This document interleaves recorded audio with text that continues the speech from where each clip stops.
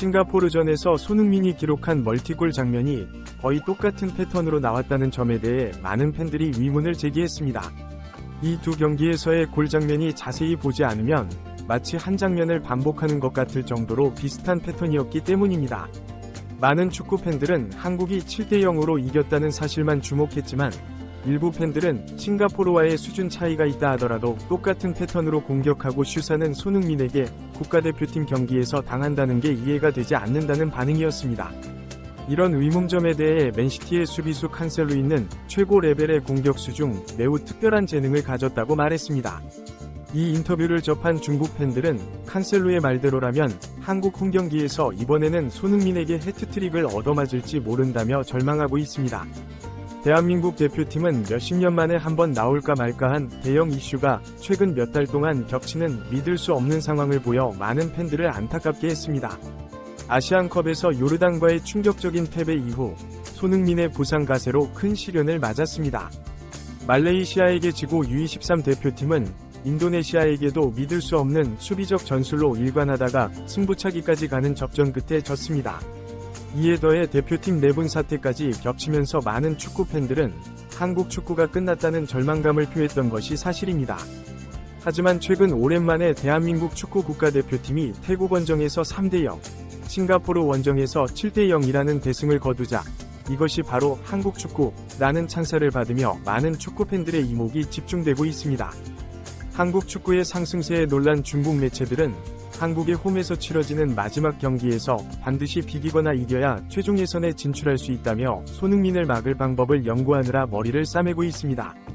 중국의 이런 반응을 접한 일부 전문가들은 손흥민이 기록한 싱가포르전 멀티골이 언뜻 보기에는 손흥민이 잘해서 골이 들어간 것 정도로 지나갈 수 있지만 자세히 보면 거의 같은 패턴으로 두 골을 기록했다며 이런 일은 아무리 싱가포르가 한국보다 실력이 떨어진다고 해도 국가대표 경기에서는 거의 일어나지 않는 일이라고 지적했습니다.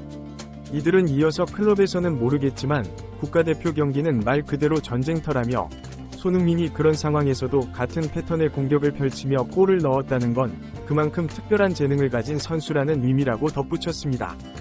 국가대표 수준의 경기에서는 최고의 선수들이 출전하기 때문에 큰 실력 차이가 나야 2에서 3골 정도의 점수 차이가 나고 한 골 차이가 날 때마다 레벨 차이가 한 단계씩 벌어진다고 이해하면 쉽습니다. 그런데 이렇게 같은 패턴으로 당하거나 7골이나 터지는 일은 아무리 약체라고 해도 국가대표 경기에서는 잘 일어나지 않습니다. 이들은 손흥민의 첫 번째 골 장면을 예로 들었습니다. 주민규가 왼발로 중앙에서 길게 롱패스를 넣는데 공의 하단을 살짝 깎아 차서 공이 땅에 바운드되지 않고 역회전하며 손흥민이 달리는 방향 앞에서 적당한 속도로 멈춥니다. 싱가포르는 전반에 2골을 허용한 상태에서 최소 한 골이라도 넣기 위해 수비 라인을 올려 압박했기 때문에 수비 뒷공간이 넓게 열려있는 상황이었습니다. 손흥민이 공을 터치하고 대각선으로 몰고 들어갈 때 상대 수비수의 위치에 주목해야 합니다.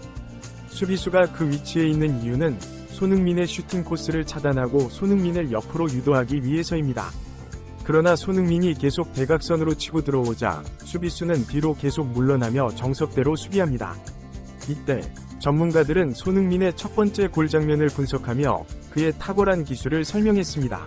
손흥민은 동료 선수가 공을 돌리는 상황을 지켜보며 절묘한 타이밍에 반대쪽으로 공을 터치했습니다. 뒤로 물러나던 상대 수비수는 가속해서 손흥민의 슈팅을 막으려 했지만 이미 타이밍을 놓쳐 골을 허용했습니다. 다른 전문가들은 손흥민이 대각선으로 드리블할 때 상대 수비수의 뒷걸음질 스텝에 정확히 맞춰 반대쪽으로 공을 친 것을 지적했습니다. 이는 우연으로 보이지만 상대 수비수의 스텝을 의도적으로 계산하지 않았다면 그 타이밍을 맞추기 어려웠다고 말합니다. 공을 반대로 친 상황에서도 상대 수비수가 압박해도 닿지 않을 절묘한 거리를 잡아냈다고 합니다.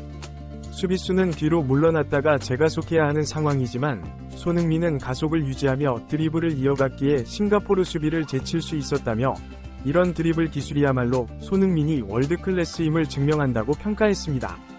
또한 중계화면에는 잘 보이지 않았지만 손흥민이 슈팅할 때 한 명이 수비수가 앞에서 각도를 잡고 있었고 따로 한 명이 수비수가 뒤에서 압박하는 상황이었다고 전했습니다. 전문가들은 손흥민의 두 번째 골 장면을 자세히 분석했습니다. 중앙에서 공을 따낸 이재성이 왼쪽 열린 공간에 있는 손흥민에게 패스를 연결합니다. 이때 싱가포르 수비진은 손흥민이 대각선으로 몰고 들어올지 중앙으로 들어올지 모르는 상황이어서 적당한 위치에 섰습니다. 이때 이강인이 빈 공간으로 침투하자 손흥민은 첫 번째 골대와 마찬가지로 상대 수비수의 스텝을 계산하며 반대편으로 공을 터치합니다. 싱가포르 수비진은 또다시 뒤로 물러나며 역동작에 빠집니다. 첫 번째 골 분석대로 상대 수비수 스텝을 계산했다는 것이 정확했습니다. 이번에는 손흥민 뒤에서 수비수가 압박해오고 있어 한 박자 빨리 슈팅을 합니다. 이때 골키퍼의 위치에 주목해야 합니다.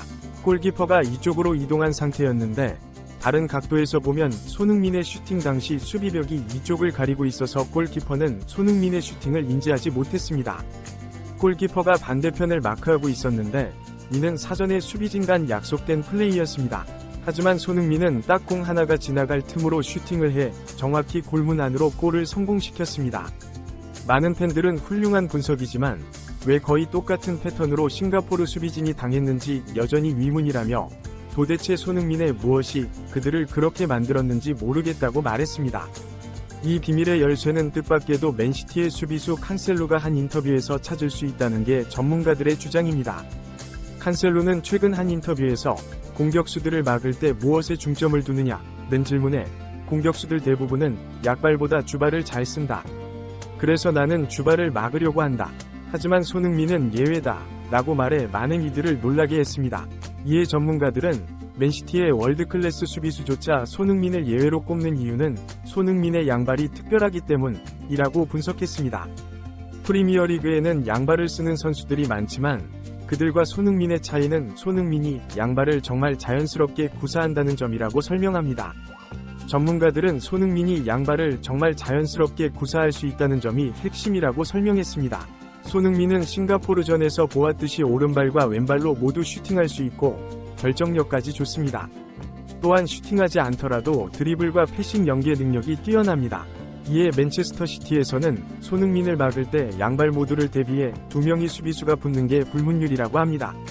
보통은 주발만 막아도 되지만 손흥민은 양발을 모두 구사하기 때문에 싱가포르 수비수들이 손흥민이 어느 발로 공을 칠지 예측하기 어려워 그런 수비를 하게 된 것이라고 설명했습니다. 한 명이 손흥민을 막으면 계속 같은 패턴으로 골을 허용할 수밖에 없다는 것입니다.